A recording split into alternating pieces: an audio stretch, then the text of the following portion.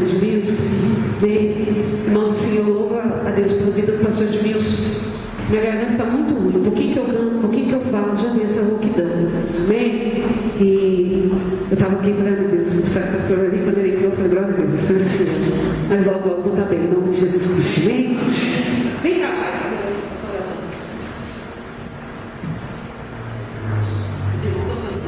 Glória a Deus. Os ternos gravados. Estende as suas mãos para cá, irmãos. Bondoso e glorioso Pai, Deus, aqui está o teu servo, que arde, meu Senhor, na tua presença nessa noite, para, meu Senhor, louvado seja Deus, trazer lá do seu celeiro, louvado seja Deus, alimentos para alimentar os teus filhos. Pai, estende a tua mão, glória a Deus, nutre o teu filho, Senhor, de força e de graça, para que ele possa, meu Senhor, entregar aquilo que ele, Senhor, tem para nós. Pai Santo, abençoa o pastor Diniz, coloca, Senhor, louvado seja Deus na boca dele, aleluia, aquilo que estamos precisando nesta noite. Oh, grande Pai, grande Deus, em nome de Jesus, nós te pedimos e agradecemos. Amém.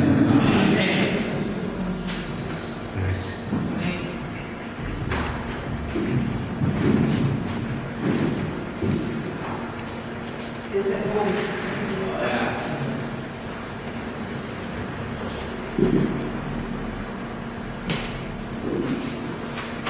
Aleluia, Deus.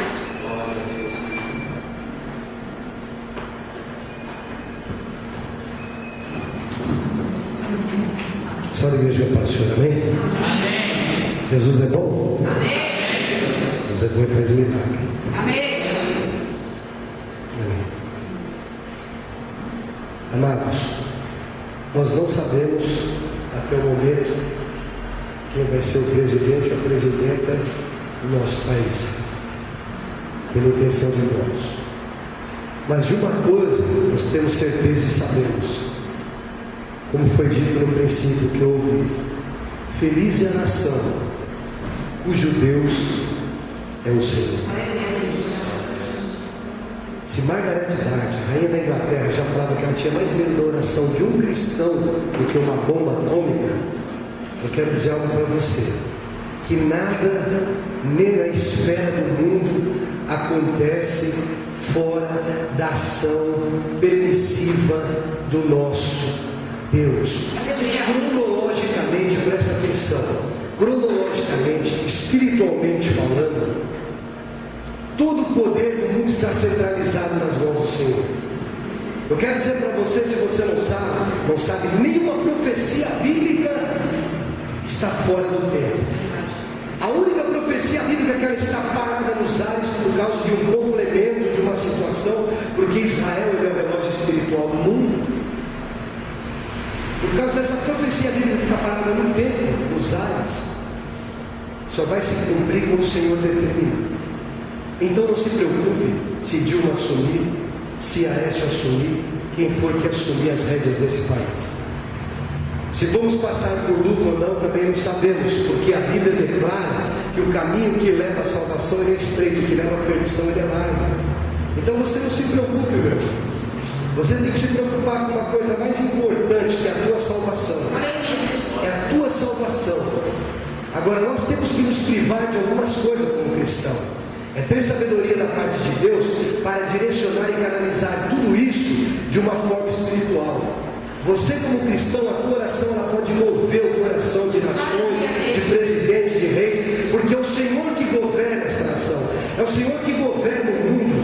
O Brasil está nas mãos do Senhor, o mundo está nas mãos do Senhor. Nada vai acontecer nessa terra fora da ação permissível de Deus.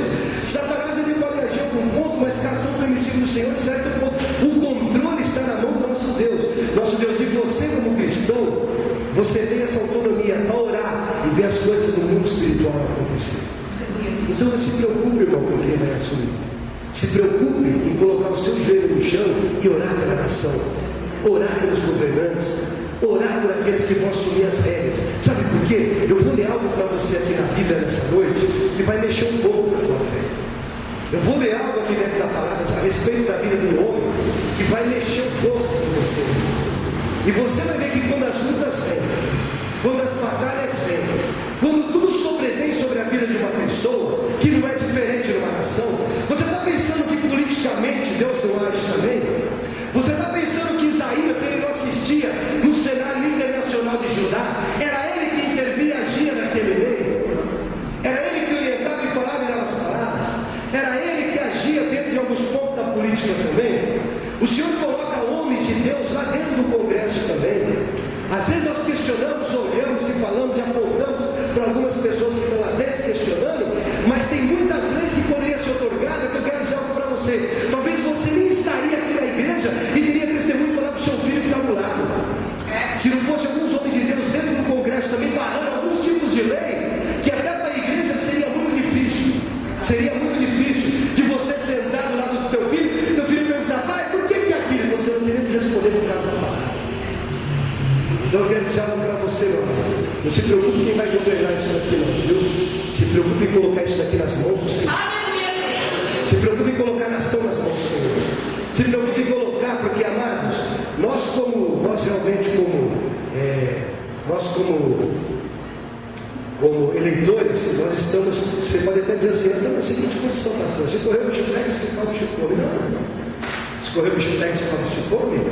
Até você dobrar o seu joelho e começar a cantar. Porque as coisas começam a mudar.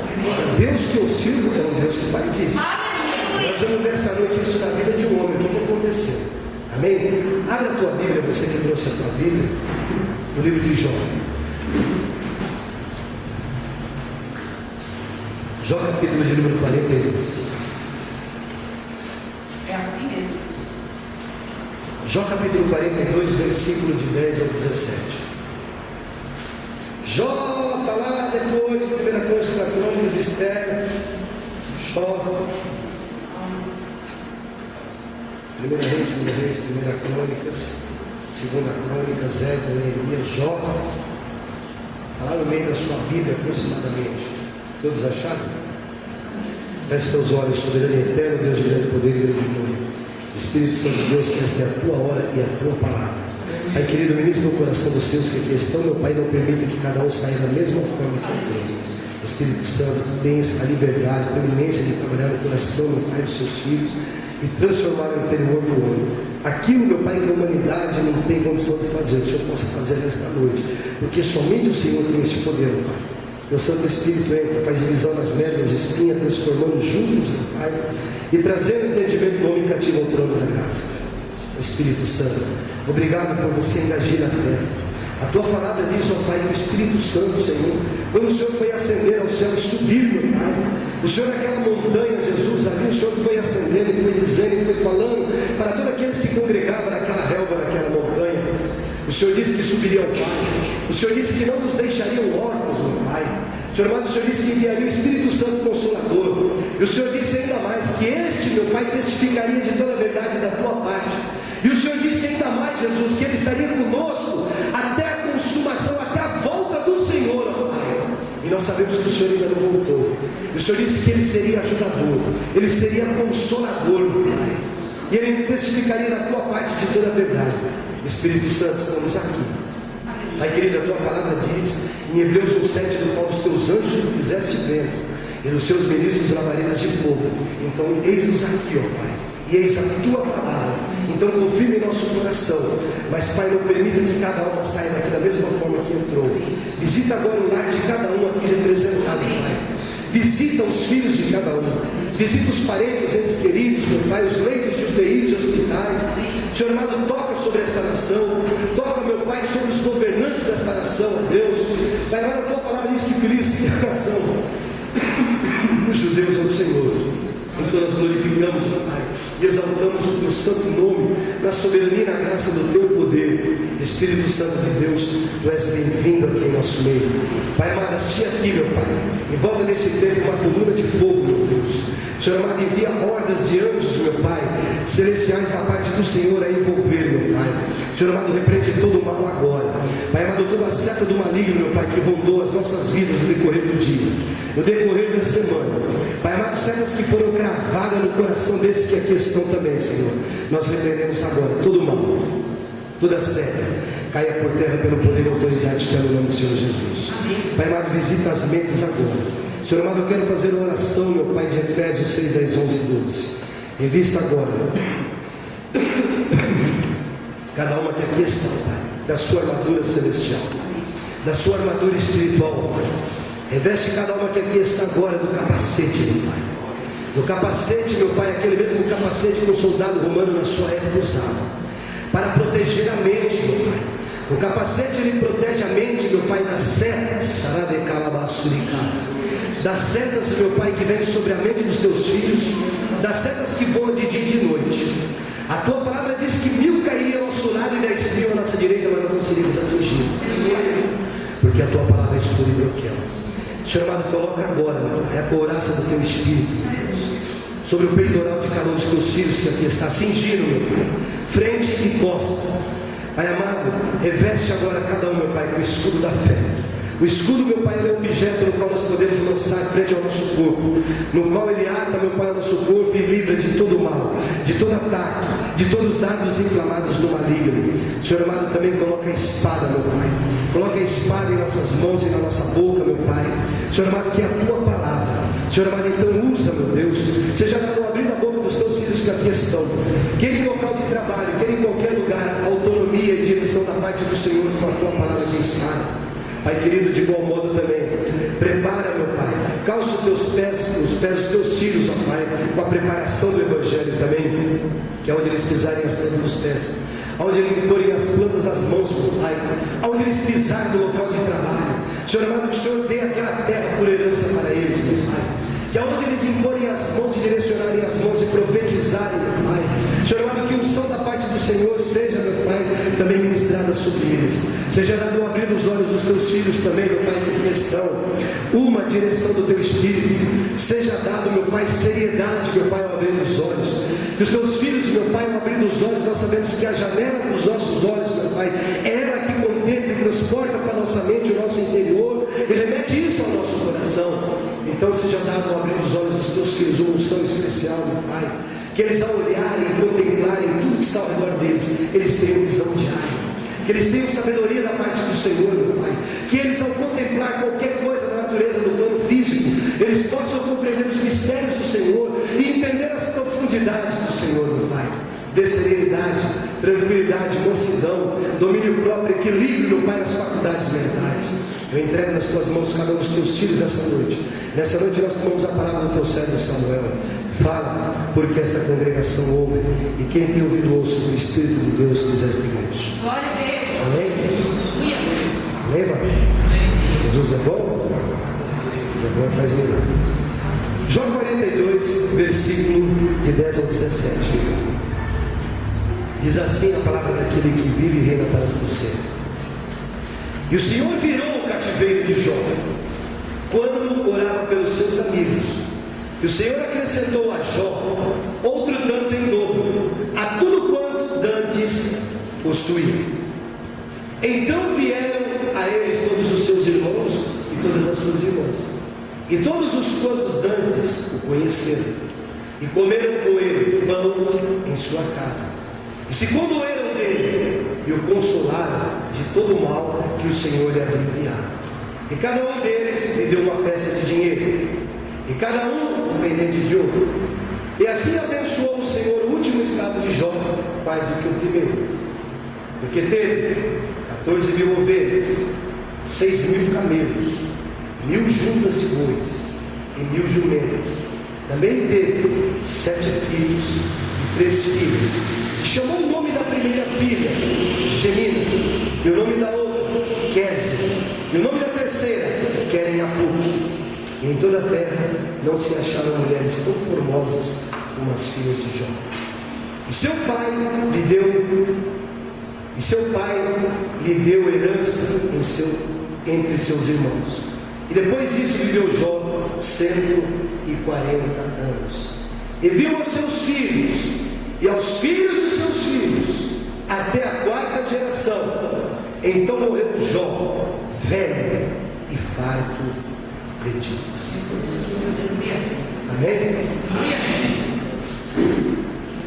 Vira o teu vocabulário e diz assim para ele: cutuca ele com o dedinho espiritual seu e fala assim: Jesus é te bem. Fala assim para ele: confia, acredite e não desanime. O segredo da sua vitória, fala, é não murmurar. Amém? Você acredita nisso? Você acredita nisso? Veja bem, confie, acredite e não desanime. Segredo da sua vitória é não murmurar. Nós estamos lendo aqui o final aproximadamente do livro de Jó, que é realmente o capítulo de número 42. Mas o interessante é que no final aqui do livro de Jó, o Senhor ele muda o cativeiro de Jó. Ele vira o cativeiro de Jó. Se você procurar no dicionário, eu procurei no dicionário a palavra cativeiro. O que significa a palavra cativeiro? Você vai virar para mim e falar assim: é o que está cativo.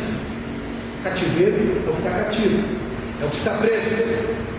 É a mesma coisa que você ouvir a palavra covarde. Covarde é aquele que habita nas covas. É um covarde, porque ele está dentro de cova, ele não sai. Então toda palavra ela tem o seu sentido no seu ponto original. Então o sentido da palavra cativeiro, se você abrir o Aurélio, se você abrir o dicionário, você vai observar que cativeiro não é simplesmente a posição ou a questão ou a maneira de uma pessoa estar cativa em alguma situação.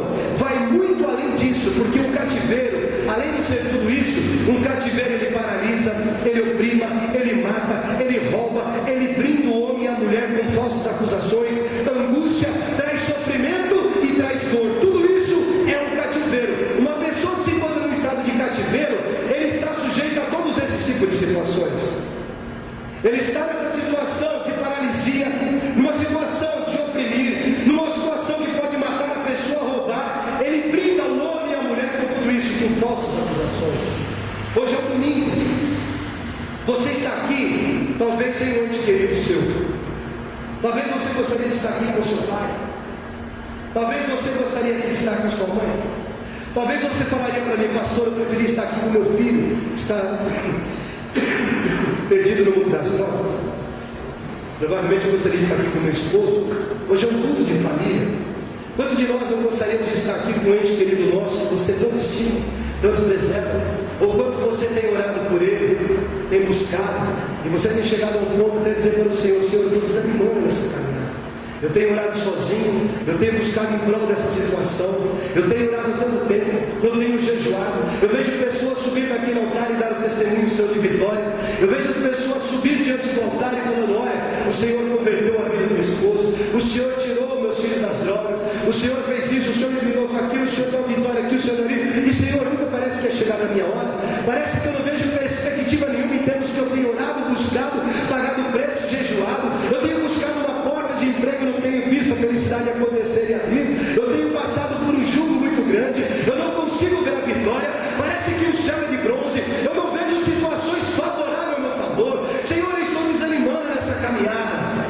Quando de nós às vezes eu digo assim perante o Senhor, mas eu trago algo do céu e quero dizer para você que a tua situação, quando ela se encontra nesse ponto, eu quero dizer algo para você: fica na posição, não recua, não afasta, porque você está sendo provado, e o cristão, para ser aprovado, ele tem que ser provado. E quando você é provado e aprovado pelo Senhor, as coisas começam a mudar na sua vida.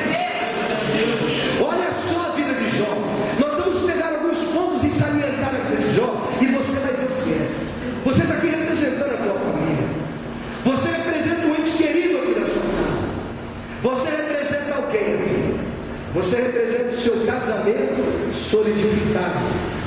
Seu casamento está solidificado. Meu irmão, essa área mais delicada de nós falarmos é de casamento. Essa é a área mais delicada de nós entrarmos, essa área. E você tem que aprender a cada ponto da sua vida, dentro da sua casa, como você agir e como você trabalhar. Quando você pensa que está blindado o teu casamento aqui numa área, o inimigo vem e começa a acertar o seu casamento por outra área. Ele começa a mexer, de um lado, ele começa a mexer do outro. O diabo jamais vai tocar em uma área da sua vida, presta atenção aqui, ó, que ele não tenha provado no pomar dele. E jamais ele vai colocar uma fruta diante dos teus olhos do pomar que ele tenha provado. Diz testemunho que certa feita, eu já contei esse testemunho aqui, mas como tem pessoas novas aqui, você precisa ouvir isso. Diz que estava numa bancarrota, leiloando vários tipos de materiais, uma feira de vaidade, estavam fazendo tudo, estava naquela feira de vaidade, eles estavam fazendo tudo, leiloando tudo na feira de vaidade. E de repente tinha um objeto pequenininho lá na feira da vaidade. E todo mundo que dava o testemunho, que dava realmente o seu lance, não conseguia arrematar e tirar aquilo da mão de Satanás, porque na feira ele estava naquele objeto. Aquele objeto era pequeno, parecia não ter muito valor, não tinha muita graça, não tinha muita beleza. E eles ficavam dando lance, não conseguia cobrir, era o valor mais alto que dava, não conseguia cobrir o valor. Satanás sempre cobriu o valor daquele lance que era dado. E chegaram para Satanás, isso é uma analogia, uma ilustração, mas serve muito para nós. Perguntaram para Satanás por que ninguém conseguia arrematar aquele objeto tão pequeno, não tinha nem graça, não tinha parecer, beleza nenhuma. Satanás disse que aquele ali era a cunha, e aquela cunha chamava-se cunha do desânimo. E quando ele conseguia cravar no coração, principalmente do cristão, ele sabia que em pouquíssimo tempo ele teria aquele cristão do lado dele.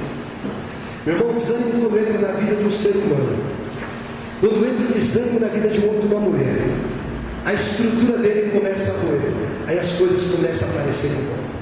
Existem coisas na nossa vida que nós não podemos jogar a culpa tudo no diabo, não. Tem desertos que nós entramos com nossos próprios pés. Depois da igreja nós ficamos questionando e falando que tudo é o diabo. O diabo fez isso, irmão, você deu brecha. Não é. Às vezes nós damos brecha e pagamos o preço. Nem tudo é o diabo não, irmão. Nem tudo é o diabo não. Isso daí às vezes é uma atmosfera muitas vezes que cria para ficar numa posição de incômodo e jogar toda a culpa lá no diabo. É o diabo ele foi vencido na cruz do Calvário. Ele foi vencido. Mas a Bíblia diz, presta atenção, não dê lugar ao diabo. Se você vê, ele age. Agora existem duas naturezas. Existe no plano físico, espiritual, existe em todos os âmbitos. E tem âmbito que nós entramos no nosso próprio pé, buscando aquilo para nós, depois nós ficamos questionando a Deus. Depois nós queremos que Deus resolva o nosso problema. Você quer ver uma coisa que aconteceu na vida de Jó? Com Jó não foi diferente. Jó entrou aqui no final da Bíblia, aqui no final do capítulo 42, o Senhor viu o cativeiro de Jó. O que era o cativeiro de Jó? Era a situação que ele estava, tão difícil na vida dele, que marcou a vida de Jó. E no final de tudo, Deus entra na vida de Jó. Deus envia 3 amigos para falar com Jó. Esses 3 amigos se sentam com Jó. Eles se sentam com Jó. Jó está totalmente machucado, com o corpo em feridas, com a sua família destruída, com a sua família arruinada. Aqueles 3 amigos que eram amigos do diabo, chega, senta do lado de Jó, arrancando e raspando com um caco de telha, que devia ser uma lepra, uma ferida, não sei o que era, fedendo, ninguém podia chegar perto dele. Você sabe o que é amigo? Amigo é aquele que quando se afasta de você, Jesus chega. Eu pensava que eu tinha amigos, até o dia que eu tomei um tiro. O tiro entrou na perna de um lado e varou no outro numa briga, aqui perto da rua Almada. Eu pensava que eu tinha um amigo. Sabe o que meu pai falou para mim, pastor? Chegou para mim e falou assim: cadê aquele seu amigo que estava junto com você? Olha isso. A bala entrou de um lado e varou do outro. Onde a bala entrou, a perna ficou assim, onde saiu aqui, borrifou tudo. Nunca tinha tomado um tiro, podia ter morrido. Primeira frase que meu pai disse para mim: cadê aquele amigo seu lá na escola aqui? Colegial, que vai junto com você para a escola aqui? Estava junto com você no carro. Cadê o seu amigo aqui? Cadê o seu amigo que conhece o cara aí? Cadê o seu amigo? Cadê o seu amigo? Deus de poder. Cadê o seu amigo? Eu tive que enfiar minha cara, sabe onde? Só não enfiei no perigo porque eu tive debaixo da cama, senão eu tinha enfiado. Que é os amigos que andam com você? Veio 3 amigos e sentaram com Jó. Sentaram com Jó e era amigo, hein? Não abriram a boca durante 3 dias. Você sabe o que é 3 dias de silêncio do Jó? Irmãos, tem pessoas que se cortar a língua ele morre. Se fala assim, vai ficar em jejum e morre, porque não aguenta ficar quieto. Imagina o seu amigo que diz que é teu amigo vir com você, sentar em volta de você, num lugar que ninguém tem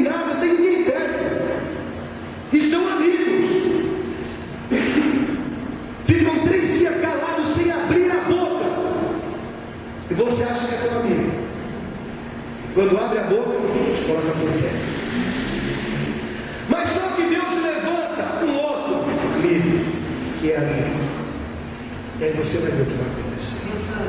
Mas para Jó chegar nesse estado aqui do Senhor virar o cativeiro dele, que nós lemos aqui a parte da bênção. Ó. Deus confere a Jó em dobras prosperidade que ele tinha de antes. Jó não chegou nessa prosperidade fácil, não. Você vai pensar que ele conquistou essa prosperidade, não. Você vai entender um ponto fulminante, que o Senhor chegou e falou: é agora que eu vou agir. Aí quando o Senhor virou o cativeiro de Jó, deu tudo em dobro. Riqueza, dinheiro, ouro, camelo, as filhas mais lindas do Oriente, Gemina, Kézia, deu as filhas mais lindas. Não tinha mulher mais formosa que a Célia. Restaurou o casamento de Jó. Quem disse que o casamento não pode ser restaurado? Quem disse que o casamento não pode ser edificado novamente? Agora vamos analisar cada parte do cativeiro de Jó. Talvez você e eu nos encaixamos em alguma situação dessa de Jó. Talvez eu e você se encaixamos dentro de uma situação dessa, que trouxe você aqui nessa noite. Meu pastor, eu estou em desespero, eu estou em agonia, eu estou em Getsemane, eu estou em ponto de largar tudo. Mas Deus nessa noite Ele pode virar o teu cativeiro. Olha só o cativeiro de Jó. Olha só o cativeiro de Jó. Primeiro, existem 7 áreas. Se você quiser anotar, você pode anotar. No mínimo, que o inimigo quer prender eu e quer prender você. 7 áreas no mínimo. E essas áreas estão na vida de Jó. Primeira área, no nosso relacionamento com Deus. O inimigo ele sabe que se ele entrar no relacionamento meu com Deus, e ele entrar nesse meio, ele conseguir destruir, ele sabe que ele já destrói uma boa parte do cristão. Segundo, nas finanças. Você já viu aquela mulher que casa com você assim? Às vezes não, mas quem está namorando, às vezes assim, a gente ouve muito: amor, e você mora aqui debaixo da boca, nada. Amor, quando nós tivermos o nosso cantinho, aí sabe por quê? A sua mãe é assim, seu pai é assim, você não aguenta lá. Quando nós tivermos o nosso cantinho, a nossa casa, que nós tivermos o nosso... Você nem sabe o que é família. Você nem sabe que você vai precisar de uma família amanhã. Você pode precisar do seu pai. Nas horas mais difíceis da minha vida, sabe por onde eu corri? Nas horas mais difíceis que eu vivi sozinho, eu corri para o lado da minha família. Eu vim para o seio da minha família. Eu vim perto do meu pai de cabelo branco. Eu vim perto da minha mãe. Eu vim chorar aonde eu poderia chorar.